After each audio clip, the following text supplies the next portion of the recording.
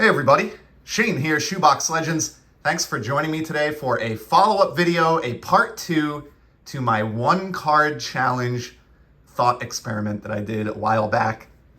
Posted one video on this, I think it was episode 711, somewhere thereabouts, where basically got into what I conceived as the one card challenge. And the idea was to boil down any season, one season in baseball history to just a single card, and to try to find one card that captured the essence of that particular year in the sport of baseball the best.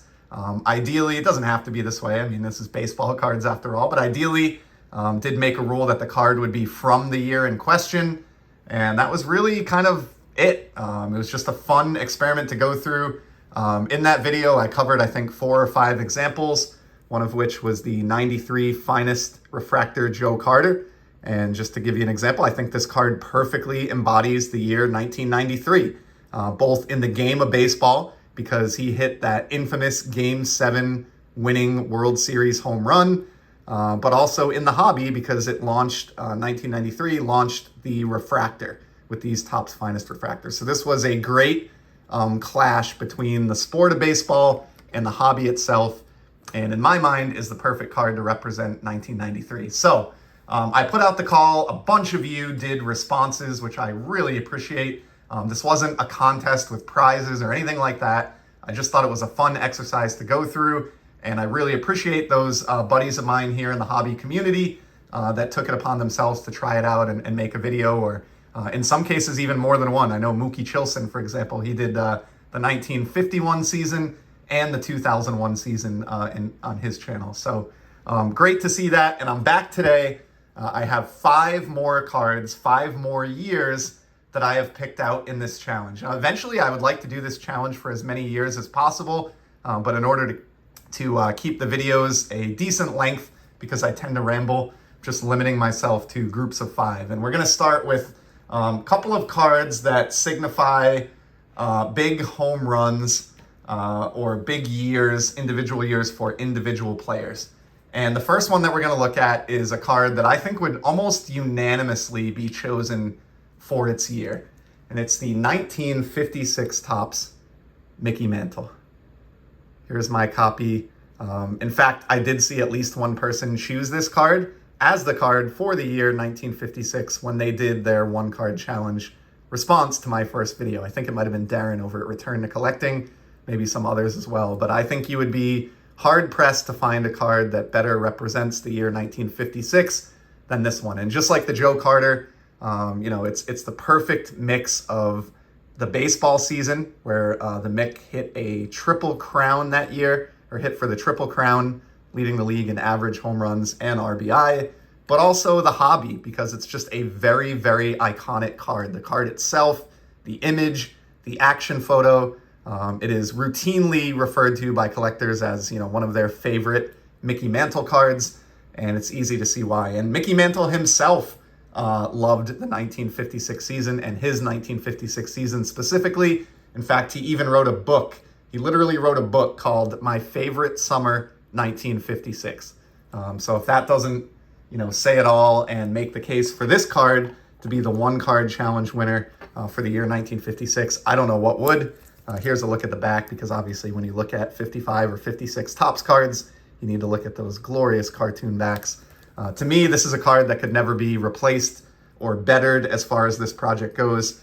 Just like the Joe Carter, it is locked in stone as the card for 1956. And then fast forwarding, another 5 years from there, we have another very easy choice in my estimation, the Mick's teammate and the guy that he battled in the summer of 61 in an attempt to set the all-time home run record, Roger Maris. So my choice for 1961 for the one card challenge is the 61 Topps Roger Maris. This is my only copy. I'd like to get a nicely centered graded copy at some point. Don't have that yet. This is one that I got cheap off of ComC, believe it or not, of all places, during a Black Friday sale back in the day. But I love this card and everything that it signifies. That 61 home runs in the year 1961 is, easily one of the most impressive individual seasons and feats, and most referenced records in the history of baseball, which is all about records and numbers. 61 and 61 is just huge, and I don't see, looking at it honestly, I didn't see how I could choose any card other than Roger Maris to represent the 1961 baseball season.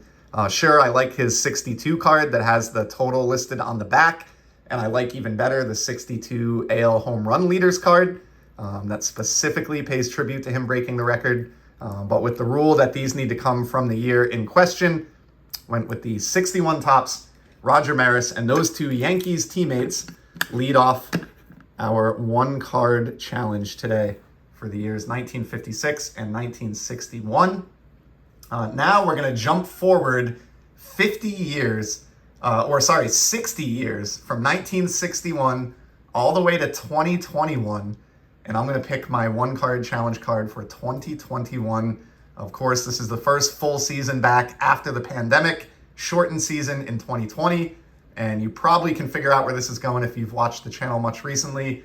I am choosing Shohei Otani, and I am specifically choosing this Heritage Chrome Red Refractor.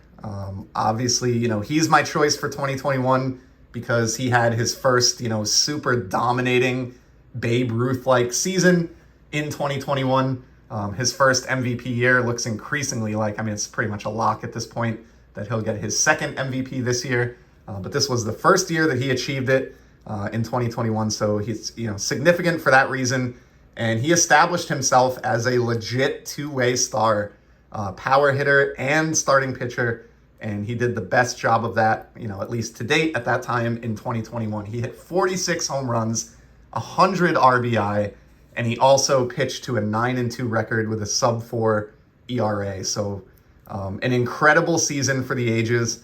Really started the Shohei mania that has picked up in recent years. Obviously, he was highly touted when he first came over. But after injuries and some other concerns, 2021 is really where he set things straight, started down the path that he's on now, and just became, arguably the best player in the game, and arguably one of the best players in the history of the game when you think about how special it is, what he's doing. And why did I choose this card in particular? It's my favorite 2021 Shohei card that I have because I love the throwback to the 72 Topps design out of Heritage.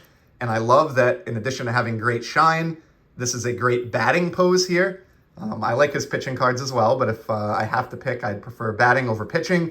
And I love that it's a team color match to the Angels with that great red border. So numbered out of 372 in the upper right there. The Heritage Chrome Red Refractor Shohei Otani is my choice for the one card challenge for the year 2021. And with those three behind us, and it's funny, I guess one more thing on Shohei. It's fitting that he comes, I didn't do this on purpose, but looking at the cards laid out here right after Maris, because really, I think we'd be talking about Shohei potentially winning a third consecutive AL MVP this year if it wasn't for Roger Maris's hallowed home run record, and of course Aaron Judge beating that mark last year, and thus earning himself the AL MVP honors. But were it not for that record, I think Shohei would be on a tear for his third straight American League MVP. So perfect card there for 2021. Then I have two others here that I've only briefly showed on the channel, and one I've never showed before. And the first card is just a cool example of why I like this challenge. Sure, a lot of the times when you lay out your card and you do your thinking through for a year, you're going to arrive at a Hall of Famer or a future Hall of Famer like, Mantle, Maris, and Otani here. But sometimes, what's cool about this is someone can have a moment or a season that's so special that they make this list and they make this collection, even if they're not a Hall of Fame caliber player. That was the case for Joe Carter in 1993. And that is certainly the case for my choice for the year 1988 with this Topps Tiffany Oral Hershiser, the Bulldog. I briefly showed this in a recent huge VR that I did for my buddy Dylan on cardboard pairings and displays. It was part of my Bulldog display with my French Bulldog Leo and his card. But this card I actually picked out for this project and just had it on hand because of that. But the one card challenge was the reason I went out and acquired this card. I never in my life thought of purchasing a graded Oral Hershiser card before. But when I learned more, or refreshed myself, I should say, on his dominant 1988 season, I knew this was the card that I wanted to choose for my one card challenge. And of course, what happened in 1988, the Dodgers won the World Series and they beat the powerhouse Oakland A's team that had over 100 wins and were heavily favored, throughout the entire season. I think Jose Canseco had just become the first 40 stolen base, 40 home run guy like in the history of baseball. Just completely stacked team. You had Dennis Eckersley closing out games. Everybody thought it was the year for the A's, but the Dodgers ended up upsetting them. And it was largely thanks to this man. And he had one of the great individual pitching seasons in baseball history in 1988. So he led the league in wins, the NL with 23, in innings pitched with 267 innings pitched, shutouts with 8. At one point, he had a scoreless inning streak during the season of 59 innings, which was the best since beat the record previously held, I think, by Don Drysdale, another former Dodgers great. So just awesome. He won the NL Cy Young, deservedly so, with like a 2.2 something ERA. But where he really, really made his name, and the reason that I chose this card for my one card challenge for 1988 was the postseason. He absolutely dominated that year, basically carried the Dodgers, had to face the Mets in the NLCS, and with apologies to Mets fans, they got basically owned by Hershiser. So in that NLCS, he started game 1 and game 3. He saved game 4, and then he won the deciding game 7 with a complete game shutout. So, I mean, literally almost not single-handedly, but as much as any one player can, just willed the Dodgers to victory in that NLCS over the Mets. And if you think that his arm was tired or he was burnt out after that, he went on in the World Series to pitch a complete game in Game 2, and then again went the distance to clinch the World Series in Game 5, winning it for the Dodgers against the Athletics. So just, again, one of the all-time great seasons of any pitcher. He's not a Hall of Famer. He didn't end up with the career numbers that would get him into Cooperstown, but for that 1 year in 1998, this guy was the talk of baseball, an absolute dominating force, was practically unbeatable, and basically willed the Dodgers to a World Series championship. So to me, this is the most obvious choice for 1988 for the one card challenge, so much that I went out and bought it just because of this challenge. And of course, shout out to my friends Adam at Vintage Sanctuary and Sammy at SFI Sports Cards, who have got me somewhat addicted to these, but figured it would be nice to upscale a little bit and get the Tiffany version, since Hershiser is not very expensive to collect. So really happy with that card, and very happy with that being the only graded Oral Hershiser card in my collection. And then, fittingly so, I thought it would make sense to team this one up. If we go back like 30 years or a little more in time, going to look at another Dodgers World Series year, and this is going to be my card for 1959. Just picked this up recently, and I've never shown it on the channel yet, but I actually went with a team card, the Los Angeles Dodgers team card, and a gorgeous copy that I found here. There are a ton of studs on the roster here that I could have gone with. Of course, there were many individual feats and achievements in the year 1959 that are noteworthy. But you know what? I decided to go with a team card here because to me, the story of 1959 was the Dodgers winning the World Series out in Los Angeles. They had just completed their difficult transition from New York to Los Angeles the season prior, kind of struggled with that. It was obviously a very difficult change, I'm sure, to go through as a franchise. And it's pretty amazing that they were able to bounce back from that and win the World Series the very next year, their second year only on the West Coast. So I think this card perfectly exemplifies that. They did have some fortune on their side because they didn't have to face the Yankees in the World Series. So this was during a period of New York Yankee dominance where between 1949 and 1964, in that whole run, there was only 2 years where the Yankees failed to represent the American League in the World Series, and 59 was one of those years. So the Dodgers caught a lucky break, I think, facing the White Sox in 59 instead of the Yankees, although they're still a formidable opponent. And they did have to win playoff games against the Milwaukee Braves just to win the pennant. So they were still challenged pretty significantly, but I love this card. I love the layout. I love the bold colors. I miss these team cards with these team photos.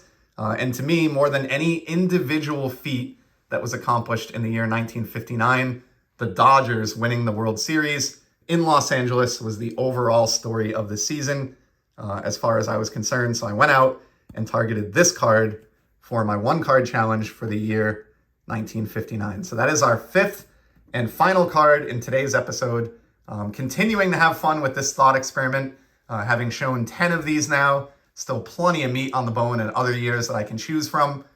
So with these 5 out of the way, I plan to dive back in at some point in the coming weeks and pick another handful of seasons and leaf through my collection and see what I can come up with, or maybe purchase specifically for this, like I did with the Hershiser and Dodgers cards that we finished with. So that's a wrap for today.